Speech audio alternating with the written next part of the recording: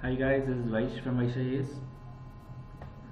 So hope your preparation is going fine for prelims 2019. Close to 130 days are left, and if you have been doing a mains preparation or if you are enrolled to any mains courses, make sure that you complete it soon, within at least by Feb first week at least, and then switch completely to your prelims preparation, because prelims needs an extra effort.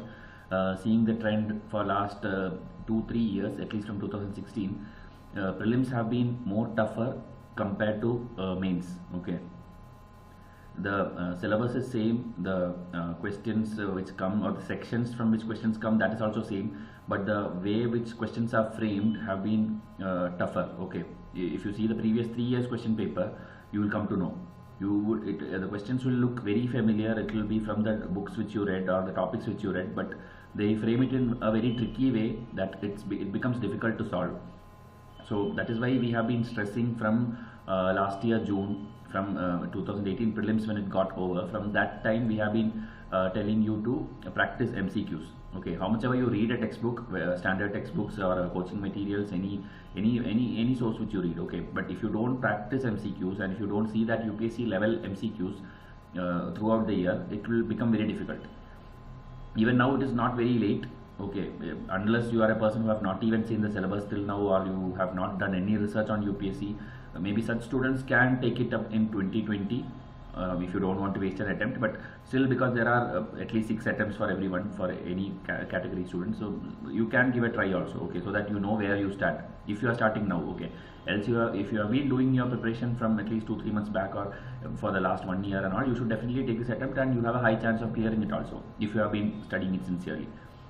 And those students who have been given 1 or 2 attempts and have been failing at any stage, such students, even last 100 days, they can catch up, because they know the syllabus, they know the content, they have wrote the exam themselves, so they know everything. They just need to practice the recent current affairs and then solve the tricky questions. That's all. So 100 days is like very much possible. So please make use of this 100 days. Okay, 130 days you have now. Okay, but I just told 100 days because I know you will be like, including Vysh IAS students, you are busy with the mains course which is going on. So mains test series for batch 1, it got completed yesterday.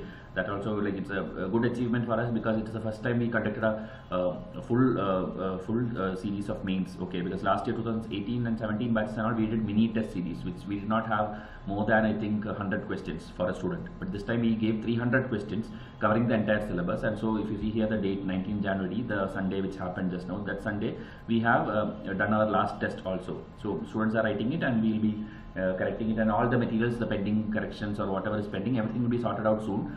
So these students can directly switch to their prelims preparation and then just halt it. Okay, you don't even have to think about world history or post-independence or things which are not even required for prelims. Just keep it aside. Okay, don't even care about it now, because you have done your studies, you have done the preparation very sincerely till now. Now it is time that you make sure you clear the prelims, because if you don't clear prelims, then there is no point of all these studies. Okay, so next 130 days, till now you have done right. Now make sure that you do the next 130 days also right. Okay, so you will definitely clear the prelims if you do that way. Even if you are not enrolled to Vysh IAS prelims, let me know why you are not enrolled. Else, you are a student who have not enrolled for mains and prelims, then you can reach us in WhatsApp and get the course. Okay, I'll show you the courses also, because now we don't have much time left. I don't think we'll make too many videos promoting the materials and all which we have, because students would have enrolled. Okay, those who are sincere would have already enrolled to the courses, and they will choose what is right for them. So we have enough, we have given enough samples, enough reasons to enroll to Vysh IAS. So till now, if you have done, it's fine. If you have not done, then you can continue the way you are doing it, and it will do you good. If you have done the preparation very sincerely, it will do you good, and 2019 you will easily clear prelims. Okay, so anyway, Vysh IAS, the courses which the most recent one which is available, I'll show you. Okay, subject wise, students were asking, because some students did not want current affairs, or they just wanted some particular subject, because also there are non-UPSC students also. Okay, such students may not need all the subjects. like ethics and all they don't need, international relations, everything they don't need. So that is why we have to customize the packages. So this is the subject wise, the smallest packages which we could do, which will give you all the subjects in different packages. Like if you need only history, if you need only geography, science, or if you need only polity, or just need economic survey, which is upcoming February 1st, the budget will come, so that time we will make it.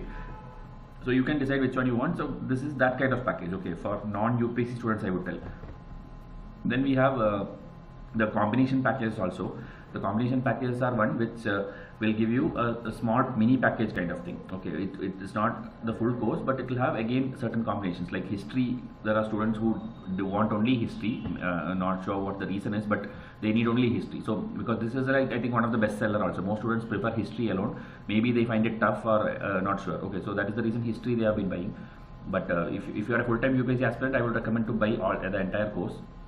So these are such courses, okay, history alone, geography alone, or economics alone, or current affairs alone. Okay, this 299 is actually the recent current affairs, that is June 2018 to May 2019. Instead, if you need 10 more extra sets which covers the 2 years prior to that, that is August 2016 to May 2018, this 10 extra set will come along with this 12. So that is another package. So it depends on you, okay, which you feel weak or you think like Vysh's materials will do more justice to your preparation. You can get that kind of course, okay. So we showed you subject-wise package, and this is the combination package. So anything you just have to WhatsApp me, okay, for details, how to enroll and all, I'll tell you.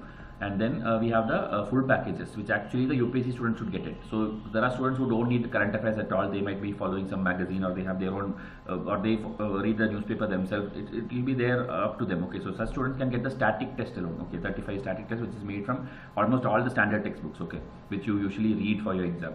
So that is there, and if you need the current affairs also, this is the full course. Okay, now we have one more package actually. So the differences are unique thing, that is the Vysh's revision charts and snippet cards, and also I will be available personally for any doubts regarding our materials. Okay, so that entire package, it's the last one. Okay, 9999. So that will have entire thing, and this is what the 99% of the enrollments happen in our channel is this one, because this is meant for the UPSC prelims students who are preparing for 2019. Okay, 2020 students, I think you can wait. You don't need to hurry. Okay, you can do your textbooks and all, and after June you can reach to us. Okay, because that time we'll have maybe some more extra tests will be there. So that time the course will be different. So these are the full packages which is already out since long time, and the full package we have not changed the price also till now. It is the same since last 5 to 6 months. The remaining packages have been changing based on students' demands. Okay, so you can get that. So the only difference I told you is that the revision charts and snippet cards, you will not get it separately also, and you will not get it in any other small packages. It is part of the full course, so you have to get that one to get the revision charts and snippet cards. Close to 150 charts are there and 50 snippet cards are there. If you don't know what is that, you can again WhatsApp me. I'll tell you video links which explains everything. There are a lot of videos. Okay, you just see the last 15 videos of our channel itself, you will understand what all we offer. Okay, samples are there, thousands of samples are there. So try to get that. So these are the things which are available. I wanted to show you because we may not be making lot of videos now for prelims courses or something. Lectures we have to complete. Satish Chandra I'll try because it's already started. I don't want it to leave it halfway, but because the textbook is very lengthy, I don't know whether I'll be able to complete fully before the prelims. Okay. Anyway, our MCQs cover everything, so those who have enrolled it, I don't think even these video lectures will be needed. Okay. Mains it will be needed. That's a different thing. I'm talking about prelims now. So fourth chapter, that's what we have to do now. Please watch all the previous chapters because it's a continuous chapter by chapter. It's like there's a continuity. Okay, if you see the timeline here, it is taking you from the beginning of medieval history and it's coming. Okay, century by century it will go. So if you don't watch that and then directly watch this, then you will not be able to relate, and that is not a proper way to study also. So always watch history videos at least in order. Okay, because chronology questions also comes. So simply reading it random here and there, it won't help you in the exam. So this one we'll do it in 2 parts because it's a bit lengthy, and also I also took some extra minutes now to tell all these prelim stuff and all. So that's why 2 parts we'll do. Part 1 will have the first half of the chapter, and part 2 will have the second half, which I'll try to do today itself together. So 2 videos will go out.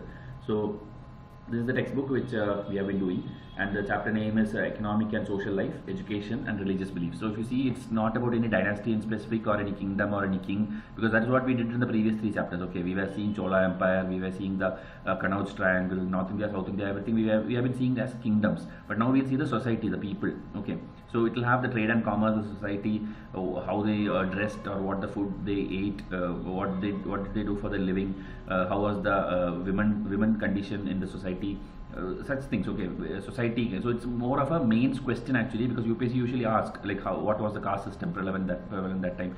Such things usually comes from mains, but there are some keywords here and there which, unless you read it carefully, you will not get it, and that is what we actually pick up and make MCQs also. So if you want such prelims oriented things, you just focus on this when I'm reading it. Okay, I'll be reading it very fast because, as I told, it's more kind of a story. So you just need to catch the keywords here and there and just make notes, so that you don't have to watch this video again or again go through the textbook one more time. Okay, so just make the keywords at least, so that prelims is ready for you. Okay, so let's start. Although we have not yet studied political developments in North India from 1000 to 1200, the entire period from 800 to 1200 may be regarded as one for the purpose of studying economic and social life and religious beliefs. Okay, this if you have seen my last chapter, you will understand what this line means. Okay, last time we were looking only South India in this timeline, so they are telling like North India we have not discussed it, but for seeing the economic conditions and all, we don't need to see any kingdom specific thing. We can, by the whole thing, it will be similar only, like 800 to 1200, the society life is same.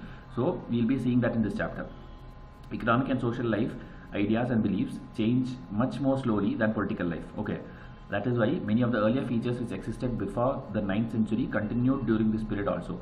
At the same time, there were a number of new factors which made the period different from the earlier one. Generally speaking, new elements as well as elements of continuity are found in every historical period, but the extent and direction of change varies. So again, I think there's nothing much to explain. There are several factors by which the social life changes or continues, or how it proceeds.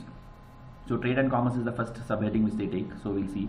In northern India, the period is often considered a period of stagnation and even of decline. Okay, UPSC will exactly take this statement. Okay, they will tell this thing: northern India, the period 800 to 1200 was a period of stagnation, justify or elucidate. So what they expect you is, you have to write this entire thing which you are going to read now. Okay, the next 2 pages. So how they are telling the now you saw the line like it is declines, but how did they come to a conclusion? It's like the absence of gold and silver coins between these time. Okay, this time there is no much trade, there is no proof of much trade. Okay, the decline of foreign trade and absence of gold and silver coins is sometimes traced to the collapse in the west of the Roman Empire, with which India had a flourishing and profitable trade. Okay, so this is one reason. Maybe they are telling like the Western Roman Empire had collapsed, and India, because they had flourishing trade relation, because Roman Empire collapsed, India also had been facing the impact. Okay. So, however, recent studies show that the impact of the collapse of the Roman Empire on India's foreign trade was not as much as was believed at one time. Okay, so they're telling that may not be the strongest reason, but that is one of the reasons. Two powerful empires, okay, Byzantine Empire based on Constantinople, comprising parts of Eastern Europe and West Asia, that is the Turkey region. Okay, it's like a border of Asia, Europe. So that is this Byzantine Empire. And second, the Sassanid Empire based on Iran had risen following the collapse of the Roman Empire. So Roman Empire is getting over, and these two empires are rising in 2 sections. Okay, these names are all already, when I was doing R.S. Sharma textbook, which is already completed, all the 25 chapters are there.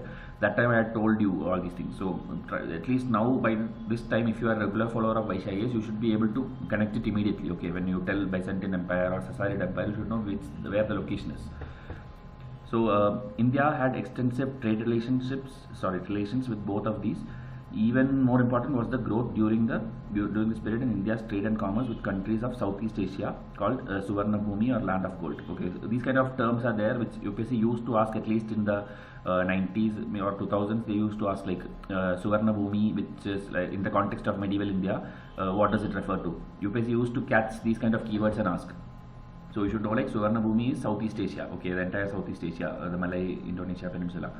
Now so land of gold, and with Chennai, Bengal, South India, as well as Malwa and Gujarat were the main beneficiary of this. So this is the trade circle, you can tell. Okay, this entire Southeast Asia, okay, including China, they are telling. Okay, the silver currency continued in Bengal, and gold was plentiful in South India. The growth of the towns in Anilwara and Champaner in Gujarat may be traced back to this period. Okay, so they're telling about the timeline, location and all. The undoubted decline of long distance trade within the country during this period has to be sought more in internal conditions. There was the rise of many states and the growth of what has been called localism. Okay, so the decline reasons we are seeing one by one. So one reason is the internal breakup, you can tell. Okay, more and more states are happening, states are forming, so they had their local demands, and that's why trade pattern was changing. Okay, uh, in these states there was a marked growth of local self-sufficiency which grew in conjunction with small towns. Within these states, in many areas, there was a growth of agriculture. Brahmins seem to have played an important role in this. Thus, in many states, in order to strengthen and legitimize their own positions, the rulers invited Brahmins and gave them grants of revenue-free lands to settle down. So, Brahmins had a role, okay, in this growth of agriculture and this localization and everything. So they were given this revenue free lands and like tax free villages and all those things, usual thing, okay, which is like applicable to every society after the caste system started. So in some areas such as Bengal, Sindh and the Tamil lands, these Brahmin families extended and improved cultivation, and at their instance and encouragement, many nomadic or semi-nomadic tribes also settled down to agriculture. So again they are telling the role of Brahmins in agriculture, okay. Now, decline in trade and commerce is also reflected in the thinking of the period. In some of the Dharma Shastras which were written during the period, a ban is put on travel beyond the areas where the manja grass does not grow or where the black gazelle does not roam, that is outside India. So, in this Shastras also it is written, okay, in this timeline that traveling is like kind of prohibited, okay, going beyond the region of India or going through this neckline, salt seas, okay, meaning crossing the ocean, which I think till the 19th century it was there, okay, such systems were there, like it was considered like you will be outcasted or you will be thrown away from the caste, you will be isolated if you cross the sea, okay. So these things were there. So this thinking mentality is also one reason for declining trade and commerce, okay. So these are all pointers to your answer, okay. The question which I told you first here, the North India, what was happening, the stagnation, 2-3 reasons they are giving. One is the Roman Empire thing, then this localization is there, and then here Dharma Shastra is there. So 3 points. This is what UPSC expect you to answer, okay. So please make notes. Then we have accounts of Indian merchants, philosophers, medical men and craftsmen visiting Baghdad and other Muslim towns in West Asia during this time, okay. So a lot of travelers were coming. So perhaps the ban was meant for Brahmins only, okay. So they are telling like there were many travelers who came in, so maybe this ban which they tell in this Dharma Shastra is only applicable to Brahmanas, okay. And like discourage too many Indians going to the areas dominated by Islam. So this might be the intent, okay, because the western side of India was dominated by Islam and eastern side of India was by Buddhism. So maybe to not send Indians to those areas, maybe this ban was put. That is what they are like suggesting, okay. For fear of bringing back heretical, so they thought like those things will be brought back to India and so Hinduism will be affected. So such kind of thoughts were there at that time also. So that is why these things were done. The ban on sea travel did not interfere with the growth of India's overseas trade with the countries of Southeast Asia and China. Okay, so they are telling like the western side it was like kind of stopped, but eastern side trade was happening. A brisk trade between South India and the countries of Southeast Asia had started from the 6th century onwards. The growing geographical knowledge about the countries of the area is reflected in the literature of that time. Okay, so more map related things were there in the books written that time. Okay, the peculiar features of the languages of the area, their dresses, etc. are mentioned in the books of the period, such as Harisena's Brihat Katha Kosh. Okay, so this Brihat Katha Kosh, these kind of things UPSC will definitely pick. Okay, because that's what I told. At least 15 to 20 MCQs are such which UPSC will pick from nowhere. Okay, which is not so famous but will be definitely mentioned in textbooks. And so that is what coaching institutes do. After your exam is over, that time they will come up with this textbook page highlighted and they will tell like, see, we asked you to read this textbook, it is mentioned here, page number, line number, they will tell you as if they covered everything. Okay, so that happens every year. We cannot blame any coaching institute in specific, but that happens. Okay, after the exam happens, after that coaching institute starts claiming, okay, it is there this year. But in the actual preparation time, I don't see anybody reading you through the textbooks and telling you this is what you need to do. We actually do the video lectures also, and whatever you see here, okay, this Brihat Katha Kosh also, I remember I had made an MCQ in medieval history. Okay, so this is covered by us. So that is why we are telling learn from the right source. Okay, because we have been analyzing UPSC, so we know what is actually meant to be prepared. After all this preparation, then UPSC comes up with some bouncer, that is fine. But if you don't do the minimum basic things and then go to exam and tell exam stuff, that is not acceptable. Okay, so please try to make use of the days, upcoming days, by doing the proper preparation. Okay. So there are many stories about the adventures of the Indian merchants in the magical waters of the area, stories which became the basis of the well-known story of Sindbad the sailor. Okay, so those stories, fables and all came up from the actual trade which was happening. The Indian merchants were organized in guild. Okay, guild also multiple times we have learnt. The most famous of them being the Manigramam and the Nana Desi. Okay, this also I remember we had an MCQ like Manigramam and Nana Desi in context of medieval history. What does it refer to? So UPSC will ask that. Okay, and options will put like a village headman or a group of administrators. They'll put something, governors or something, but the answer is the merchant guild. Okay. So many of the Indian traders settled down in these countries, and some of them even took wives from local population. So they started settling to wherever they go. Okay, the priest followed the traders, and in this way, both Buddhist and Hindu religious ideas were introduced in the area. Okay, so this intermingling of population resulted in the intermingling of religions also, Buddhism and Hinduism. That is why we see now across East India and all, eastern side of India, in other countries, we see Buddhism and Hinduism. The Buddhist temple of Borobudur in Java and the Brahmanical temple of Angkor Wat in Cambodia. Okay, these two are actually news also now, because restoration works are going on, and India is also helping in funding and all these things. So it's already, I think it's asked also, 2016 prelims or something it came. So still UPSC can repeat questions, so make note of this. So religions were spread. Some of the ruling families of the area were semi-Hinduized, and they welcomed trade and cultural relation with India. In this way, Indian culture mingled with the local culture to establish the new literary and cultural forms. Some observers think that the material prosperity of the Southeast Asian countries, the growth of civilization and of last age, was based on the introduction of Indian technique of irrigated rice cultivation. Okay, so Indians, this method is claimed to be one of the reasons of prosperity in those areas. Okay, in Southeast Asia. Okay, irrigated rice cultivation. The chief Indian port for sailing to Java, Sumatra, etc. was Tamarlipki. Okay, this for history optional students it's important. It was already asked also, like where it is in the map. It's in the Bengal region. Okay, Tamarlipki or Tamluk. That also match the following. They'll ask like new name and old name. In most of the stories of the period, merchants started for Suvarna Dvipa. Okay, we saw Suvarna Bhumi in the last page. That was entire Southeast Asia. The Suvarna Dvipa is specific to modern Indonesia. Okay, of Kataha, that is Kedah in Malaya, from Tamarlipki. So these are the ports, okay, travel which happened. The 14th century writer in Java speaks of people from Jambu Dvipa. Okay, so this is again, it's actually referring to India. Okay, Jambu Dvipa. This actually, if UPSC ask, I don't think everybody will answer it right. They'll be thinking it maybe Indonesia or Malaysia or Singapore or something like that, but it's actually referring to India. Okay, Jambu Dvipa. Karnataka, South India, and Gaud, Bengal coming unceasingly in large numbers in large ships. Gujarat traders also took part in this trade. So this is the some writer has, okay, some Java writer has written this, okay, this particular thing. So that is about the places, ports, relations. Okay, China had long been a main focus of trade in the Indian Ocean. The Chinese consumed enormous quantities of spices which were imported from Southeast Asia and India. They also imported ivory, the best of which came from Africa. Okay, so these are certain trade items which Chinese people took it. Okay, and glassware which came from Western Asia. To these were added medicinal herbs, lac, incense, and all types of rare things. Generally, products from Africa and West Asia did not go beyond the Malabar and South India. Okay, so things which come from Africa will generally be like restricted to this western side of India. Okay, nor did Chinese ship go beyond the this Moluccas, the Malacca Strait. Okay, which already UPSC have asked at least 10 times.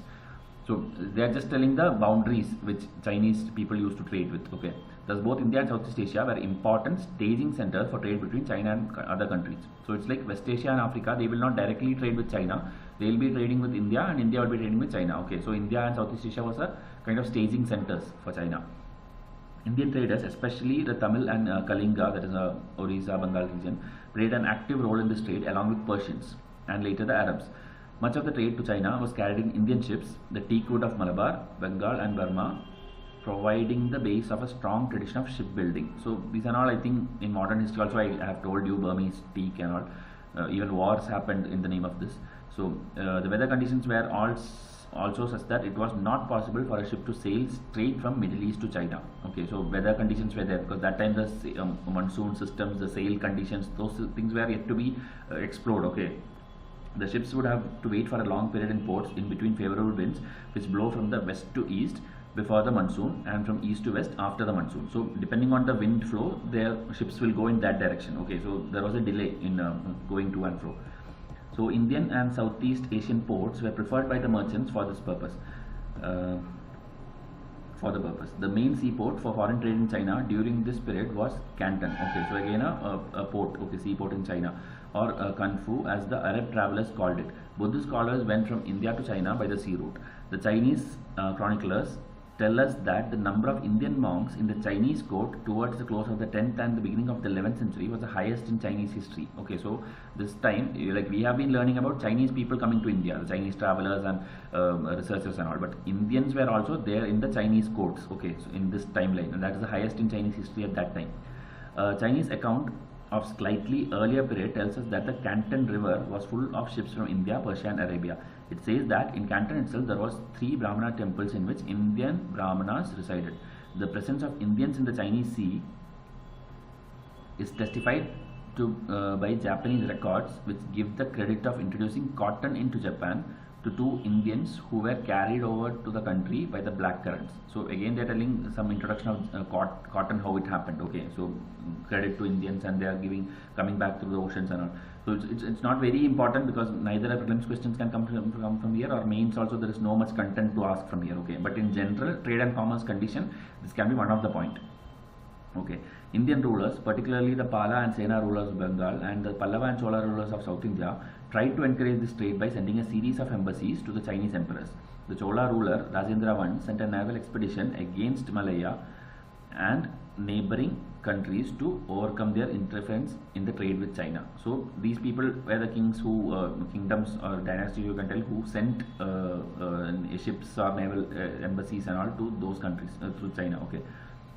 The embassy sent to China by Rajendra I travelled in an Indian ship. There is evidence to show that there were many shipyards in South India, Orissa and Bengal engaged in construction of ships. Such shipyards were also located on the west coast, including Gujarat. So these are the usual port or the coastal states. Okay, so there is no much new knowledge here. Thus, growth of India's foreign trade in the area was based on a strong naval tradition, including shipbuilding and a strong navy, and the skill and enterprise of the traders. The Chinese trade was very favorable to the countries engaged in it, so much so that in the 13th century, the Chinese government tried to restrict the export of gold and silver from China. Okay, so Chinese, like now you know what is the condition. So such restrictions and all these things started in those days also. Indian ships gradually gave away to the Arabs and the Chinese, whose ships were bigger and faster. Okay, so they are telling about the competition kind of environment which is building up. Okay. India, like western side we have the Arabs and the eastern side we have Chinese. So the restrictions and all these things will decide like which way the trade happens faster. So we are told that the Chinese ships were several stories high and carried 600 passengers apart from 400 soldiers. An important factor in the growth of Chinese ship was the use of mariner's compass. Okay, so this is a few reasons they are telling like why Chinese were overpowering the trade sector or something at that time. So they are telling the faster ships, bigger ships, then the mariner compass and all, which later traveled from China to the west. Okay, so this mariner compass origin they are telling from China it originated and it went to the west in later centuries maybe. So while India's trade with the western areas declined, trade with Southeast Asia and China grew steadily. The lead in this trade was taken by South India, Bengal and Gujarat. This was an important factor in the wealth and prosperity of those areas. So again, if you see this is like an entire summary. Okay, first they told 2-3 points of the decline or why it was slow. Then they are telling like India, western side the trade declined and the eastern side it was like growing steadily. Okay, and lot of Chinese factors we saw. So this is like an entire picture. I hope it's clear now. Okay, now society.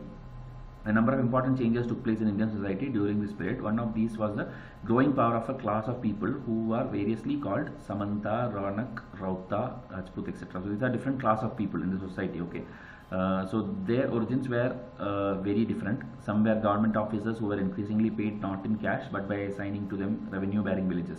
The Samanta, at least 10 times I myself have told you. Okay, these are the officers. Okay, administrative officers in different kingdoms. Okay, this name remains same. So they are now telling about these various names which is given by writers. Okay, Samanta, Ranak or Rauta or something and all. So they are telling like instead of cash they were given this revenue bearing villages. Then there were others who were defeated Rajas and their supporters. Okay, who continued to enjoy the revenue of the limited areas. Still others were local hereditary chiefs or military adventurers who had carved out a sphere of authority. So defeated kings are there, military chiefs are there, village chiefs are there. All these people are like addressed by these names. Okay. Still others were tribal or clan leaders. The actual position of these sections varied. Some of them were only village chiefs, some of them dominated a tract comprising a number of villages, while a few dominated an entire region. They constantly contended against each other and tried to enhance their sphere of authority and privileges. So they were fighting with each other, okay, for power. The revenue assignments called bhoga or fief, okay, granted by a ruler to his officers and supporters were temporary, okay. So again telling about that revenue bearing villages and all this is given, which is like temporary. Okay. However, in practice this was rarely done. That is, the ruler, if they want, they could have taken it back also. Okay, such powers were there, but it is not done. Okay, it's like just the power is there, but they won't take it back like that.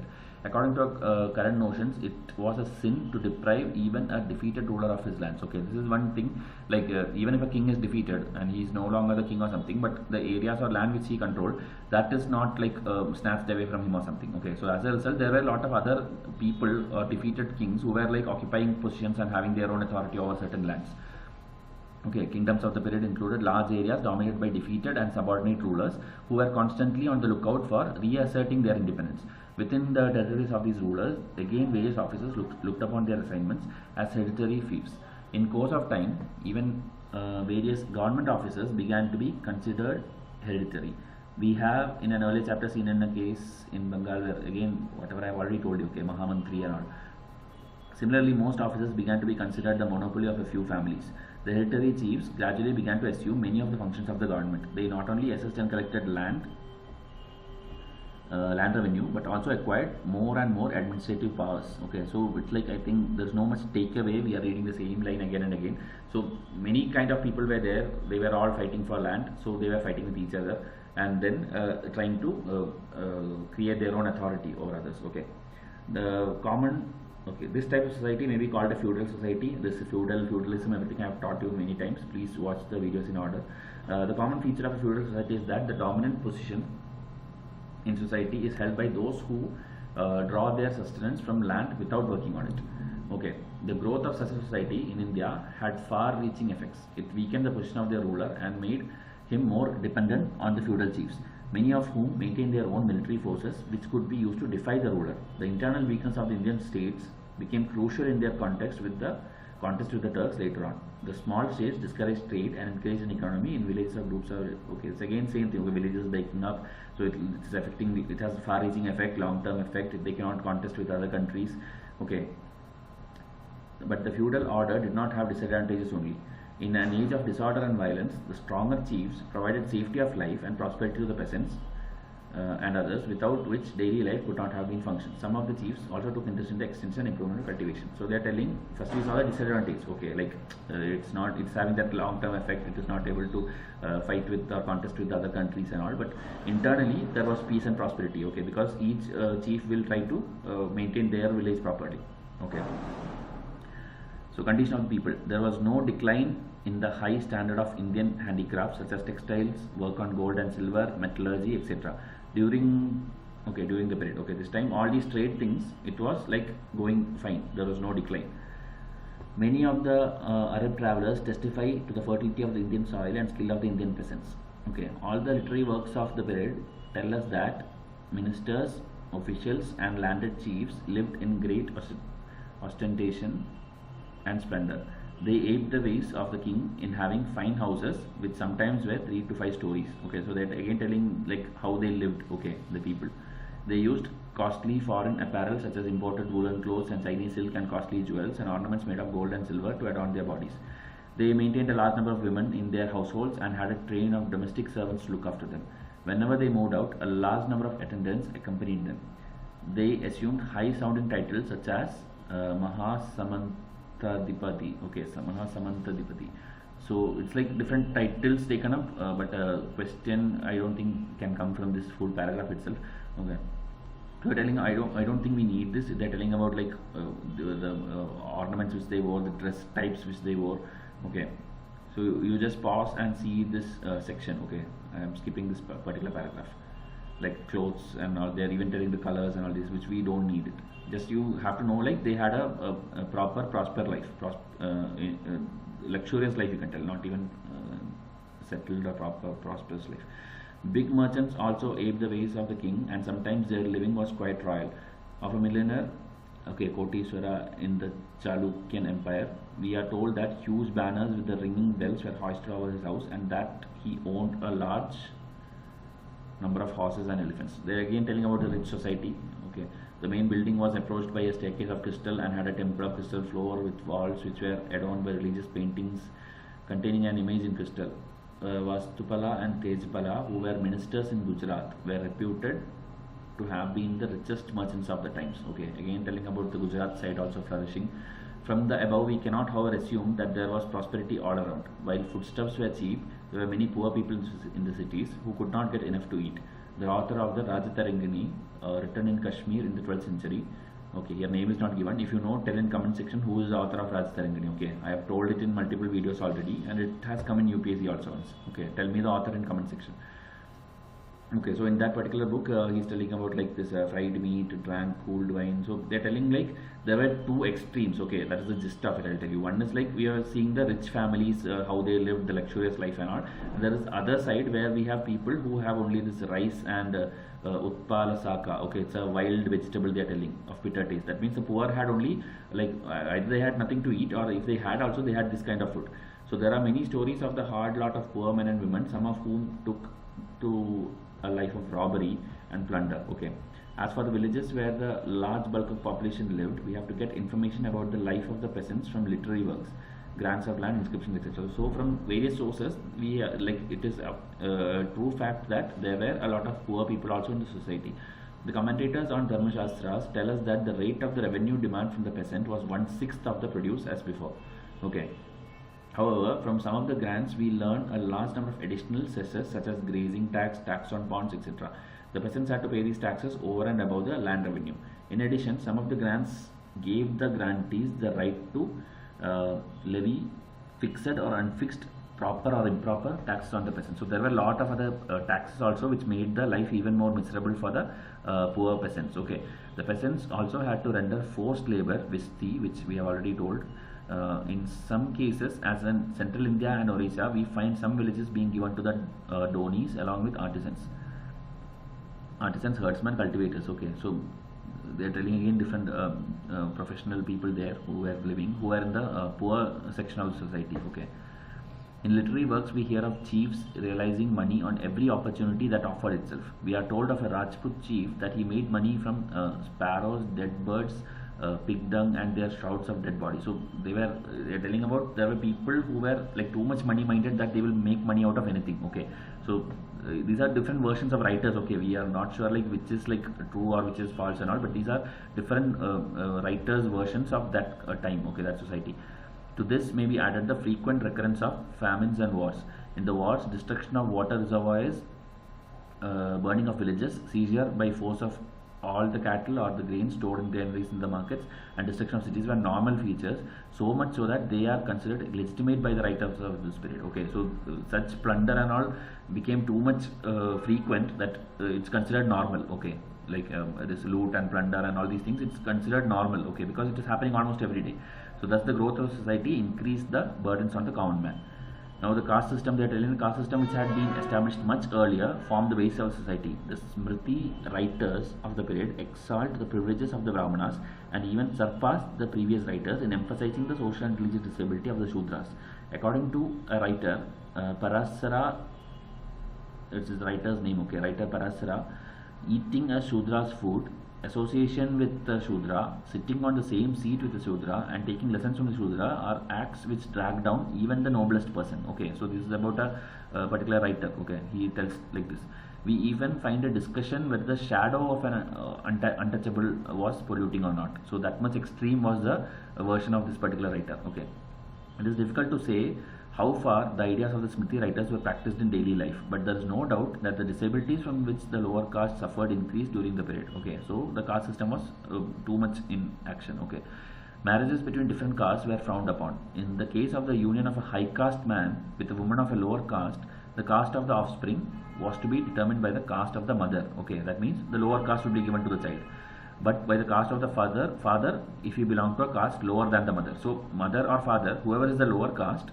Okay, in case of intercaste marriage they are telling, okay, if it's a lower and higher, whoever has the lower caste, that will be given to the child. Okay, so that's how it was treated. The society treated the intercaste people. Contemporary writers mention a large number of castes such as potters, weavers, goldsmiths, musicians, barbers, rope makers, leather workers, fishermen, hunters, birds, etc. Some of these were guilds of workers which now began to be classified as caste. Okay, so it is significant that the Smriti writers of the period regard handicrafts as low as low occupation. So these people now this job or these professions these people were considered of lower caste. Okay, even the full guild, okay, they were considered lower caste. Thus, most of the workers as well as tribals such as the Bhilas were classified as untouchables. So the caste system was very much active, or you can tell like the Brahmanas were overpowering the others. Okay, that is a takeaway you should know. Okay, that is the reason why I read the entire paragraph line by line, so that you know what each paragraph suggests. Okay, now you know the trade and commerce, what is the gist, you know what is the caste system, you know how the people lived, you know what kind of taxes were there. So these kind of things if you catch from every paragraph, then any mains question or any prelims question, any statement which comes in a tricky way, you will be able to answer. Okay, because this timeline, this is what happened, that will get registered in your mind. Okay, so read the textbook, solve the MCQs, you will be able to do it. Now the next section is rise of the Rajputs. From here I think I'll do it in the next video. Okay, just to avoid the length to go beyond 1 hour or something, so I'm just making it 2 videos. Okay, else we could have done in 1 video itself. So till I come up with that video, revise all the previous videos and then do it in order as I said. Okay, and do the MCQ solving also. So I come up with the next video soon. Thank you and have a nice day.